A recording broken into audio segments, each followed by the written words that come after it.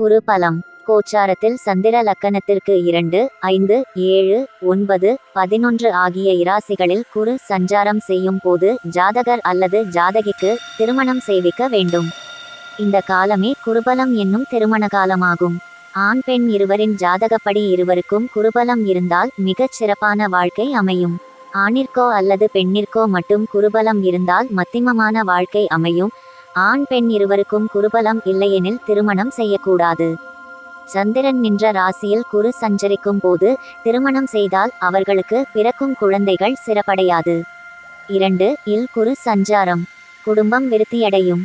3 இல் குரு சஞ்சாரம். கணவன் மனைவியிடையே பிரிவை உண்டாக்கும். 4 இல் குரு சஞ்சாரம்.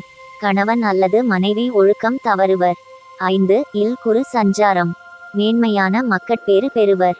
6 இல் குரு சஞ்சாரம். சதிபதிகளுக்கு நோய் ஏற்படும். 7 இல் குரு சஞ்சாரம். தீர்க்க சுமங்கலியாய் இருப்பர். 8 இல் குரு சஞ்சாரம். ஆயுள் பங்கம் ஏற்படும். 9 இல் குரு சஞ்சாரம். கணவரவு ஏற்படும். 10 இல் குரு சஞ்சாரம். வறுமையை கொடுக்கும். 11 இல் குரு சஞ்சாரம். மனைவிக்கு தன சம்பத்து ஏற்படும். 12 இல் குரு சஞ்சாரம். மலட்டுத்தன்மை உண்டாகும்.